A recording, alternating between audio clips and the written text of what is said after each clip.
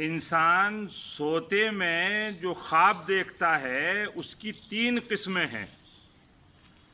چنانچہ آدمی جب خواب دیکھتا ہے تو پریشان ہو جاتا ہے، تو خواب کے سلسلے میں 2-3 اصولی بات یاد رکھنی چاہیے آدمی کو۔ سب سے پہلی بات تو یاد رکھنی چاہیے کہ ہر خواب قابل تعبیر نہیں ہوتا، یعنی ہر خواب ایسا نہیں ہوتا کہ اس کی تعبیر کسی سے پوچھی جائے، اس کا مطلب لیا جائے۔ تو پہلی بات تو یہ ہے کہ آدمی کو خواب سمجھنے چاہیے کہ خواب کتنے طرح کے ہوتے ہیں۔ خواب 3 طرح کے ہوتے ہیں۔ پہلا خواب تو وہ ہوتا ہے جو انسان کو اس کی پیٹ کی خرابی اور ہاضمے کی گڑبڑ کے نتیجے میں دکھائی دیتا ہے۔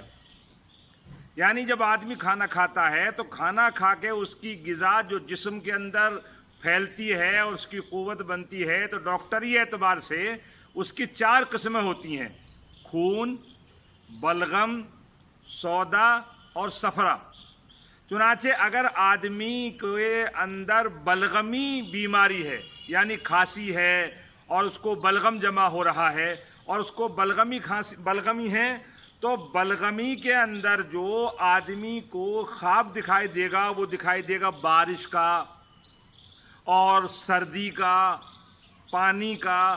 تو اگر سردی کا، پانی کا، بارش کا آدمی کو خواب دکھائی دے تو یہ خواب آدمی کے بلغمی کی وجہ سے ہے، یعنی اس کو بلغم کی شکایت ہے، اس کی بیماری کی وجہ سے ہے۔ ایسے مثلا کسی کو سودا ہے، بیماری ہے اس کو، تو وہ سانپ دیکھے گا، اندھیرا دیکھے گا، اندھیری رات دیکھے گا، یہ اس کی علامت ہوگی۔ تیسرے نمبر پر صفرا، یعنی آدمی کو جو پتے کی جو پیلا پت اچھلتا ہے نا، پیلا پیلا جو ہوتا ہے وہ، اگر اس کی بیماری ہے تو وہ تلوار دیکھے گا، بندوق دیکھے گا، آگ دیکھے گا۔ یعنی پیٹ کی خرابی کے نتیجے میں اس قسم کے خواب دکھائی دیتے ہیں: آگ، تلوار، بندوق، پیاس، سانپ، اندھیری رات۔ یہ سب کے سب پیٹ کے ہاضمے کی خرابی کی وجہ سے آدمی کو خواب دکھائی دیتے ہیں۔ اس لیے علماء نے لکھا ہے کہ کھانا کھانے، سونے سے 2 گھنٹے پہلے آدمی کو کھانا کھانا چاہیے، تاکہ کھانے کی گڑبڑ کی وجہ سے آدمی کو خواب دکھائی نہ دے۔ اچھا، ان خوابوں کا کوئی بھروسہ نہیں ہوتا۔ خواب کی دوسری قسم قوت متخیلہ، یعنی آدمی کی سوچنے کی وجہ سے دکھائی دیتے ہیں۔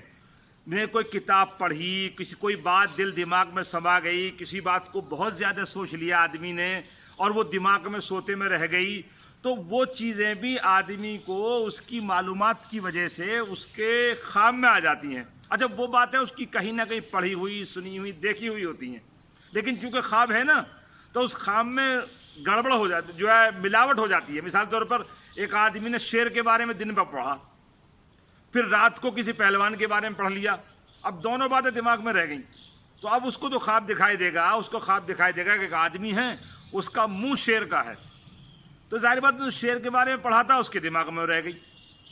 تو اگر کوئی خواب آدمی کی پڑھنے کی وجہ سے، بہت زیادہ کسی بات کو سوچنے کی وجہ سے دکھائی دیتا ہے، تو اس خواب کی پہچان یہ ہے کہ یہ دیر تک نہیں رہتا اور بہت جلدی آ کر کے چلا جاتا ہے، اور یہ خواب جو ہے اضغاث احلام کہلاتے ہیں، یعنی کہ ان خوابوں کا کوئی اعتبار نہیں ہوتا۔ خواب کی تیسری قسم وہ ہوتی ہے جو آدمی کو اس کی شکل و صورت نہیں ہوتی، بس ایک خیال ہوتا ہے آدمی کا، اس کی شکل و صورت نہیں ہوتی، لیکن اللہ تعالیٰ ان کو شکل و صورت نصیب فرما دیتے ہیں اور اس کی ایک شکل صورت بن جاتی ہے۔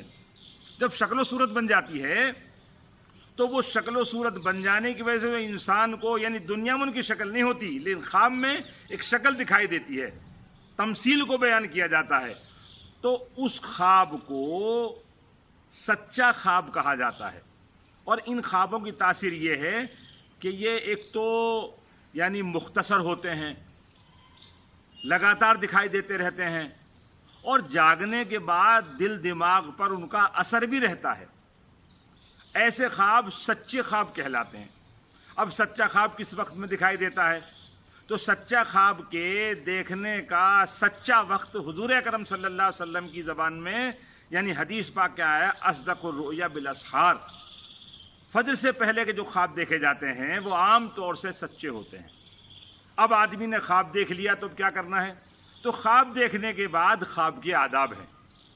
پہلا ادب یہ ہے، اگر خواب خراب ہے، ڈراونا ہے، تو آدمی کو چاہیے کہ وہ اس ڈراونے خواب کا کسی سے تذکرہ نہ کرے، بلکہ کروٹ بدل کر لا حول پڑھ کر سو جائے۔ دوسرے نمبر پر اب جو خواب دیکھا ہے اور اس کا بتانا ضروری ہے، تو خواب بتانے کے لیے جس کو خواب بتایا جا رہا ہے، یعنی جس سے خواب کی تعبیر پوچھی جانی ہے، اس کے اندر دو باتیں ہونی چاہیے۔ نمبر ایک، وہ یا تو حبیب ہو یا لبیب ہو۔ حبیب یعنی آدمی کا جگری دوست جو اس کی دن چریا سے 24 گھنٹے کے جو ہے روٹین سے واقف ہے، یا بہت ذہین امانت دار عالم ہو، اس سے بیان کرے۔ دوسرا ادب یہ ہے، پہلا ادب یہ خواب خراب ہو، ڈراونا ہو تو ذکر نہ کرے، خواب اچھا ہو تو عالم سمجھدار عالم سے بیان کرے۔ اور تیسرا ادب یہ ہے کہ تعبیر بیان کرنے والے عالم کو چاہیے، تعبیر بتانے والے آدمی کو چاہیے کہ بہت سوچ سمجھنے کے بعد خواب کی تعبیر بتائے، اس لیے کہ خواب کی تعبیر بتانے والے کے اعتبار سے ہی سچی ہوا کرتی ہیں۔ اور خواب کی تعبیر کا بھی ایک عجیب نظام ہے، چند واقعات میں آپ کو سناؤں گا تو آپ کو اندازہ ہو جائے گا خواب کی عجیب غریب تعبیر کیسی ہوتی ہے۔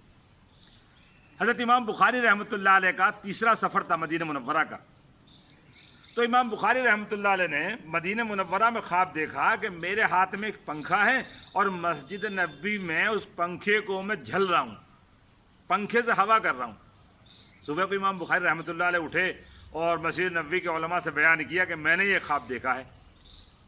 تو علماء نے کہا کہ اللہ تعالیٰ آپ کے ذریعے، آپ کے خواب کی تعبیر یہ ہے کہ اللہ تعالیٰ آپ کے ذریعے سے ایک ایسی حدیث کی کتاب مرتب کرائیں گے، ایک حدیث کی ایسی کتاب آپ کے ذریعے سے لکھوائیں گے جس میں حدیث صحیح اور حدیث ضعیف کو الگ کر دیا جائے گا، یعنی جو ضعیف حدیث ہیں ان کو اڑا دیا جائے گا، علیحدہ کر دیا جائے گا، اور صحیح حدیث کو آپ جمع کریں گے۔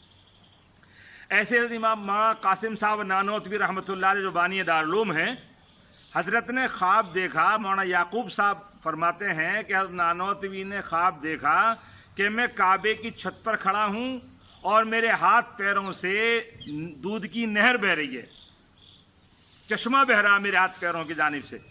تو انہوں نے اپنا خواب اپنے استاد مولانا مملوک علی صاحب سے بیان کیا، تو حضرت نے تعبیر دی کہ اللہ تعالیٰ آپ کے ذریعے سے ایک جو ہے علم کا چشمہ جاری فرمائیں گے جس سے پوری دنیا سیراب ہوگی۔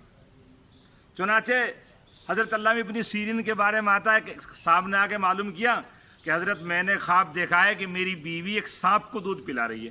اس خواب کا کیا مطلب ہے؟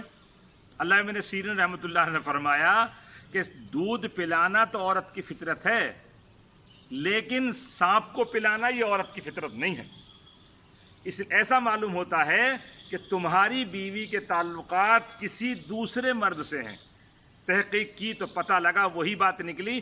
امام بخاری سے امام علامہ ابن سیرین سے پوچھا کہ حضرت آپ کیسے سمجھے؟ کہ میں سانپ کو دودھ پلانے سمجھ گیا کہ دودھ پلانا تو عورت کا کام ہے، لیکن سانپ کو پلانا یہ عورت کا کام نہیں ہے۔ ایسے ہی حضرت شاہ امام مالک رحمۃ اللہ علیہ نے خواب میں حضور اکرم صلی اللہ علیہ وسلم کی زیارت کی۔ امام مالک مدینہ منورہ میں رہتے تھے، حضور کی زیارت ہوئی۔ امام مالک نے پوچھا اللہ کے نبی صلی اللہ علیہ وسلم، میں ڈر کی وجہ سے مدینہ چھوڑ کے نہیں جاتا، کہیں میرا انتقال مدینے کے باہر نہ ہو جائے، مجھے یہ بتا دیجئے کہ میرا انتقال مدینے سے باہر ہوگا یا مدینے کے اندر ہوگا۔ جب امام مالک نے حضور سے سوال کیا تو حضور اکرم صلی اللہ علیہ وسلم نے اپنی انگلی دکھا دی اس طرح۔